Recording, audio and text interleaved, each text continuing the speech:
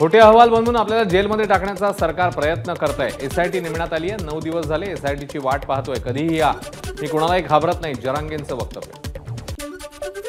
देवेंद्र फडणवीसांनी मराठ्यांना आरक्षण दिलं तर मराठी तुम्हाला डोक्यावर घेऊन नाचतील, पण तुम्ही मराठ्यांचा कार्यक्रम कराल तर मराठा समाज तुमचा कार्यक्रम केल्याशिवाय राहणार नाही, मनोज जरांगेंचा इशारा।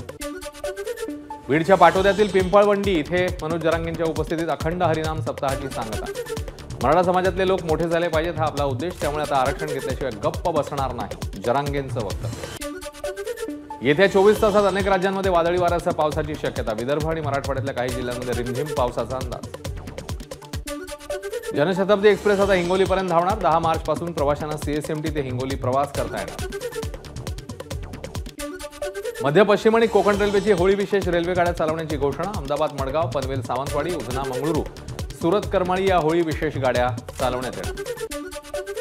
केंद्रीय शिक्षक पात्रता परीक्षा म्हणजे सीटीईटी परीक्षेची तारीख जाहीर। देशभरातल्या 163 शहरांमध्ये 7 जुलैला परीक्षा, 2 एप्रिलपर्यंत अर्ज भरण्याची मुदत। मंगळुरूमधील रामेश्वरम कॅफेमध्ये झालेल्या स्फोट प्रकरणातील संशयित आरोपी पुण्यामध्ये असल्याचा एनआयएला संशय। एनआयएकडनं पुण्यातल्या कोंढवा भागात संशयिताचा शोध। एबीपी माझा, उघडा डोळे बघा नीट।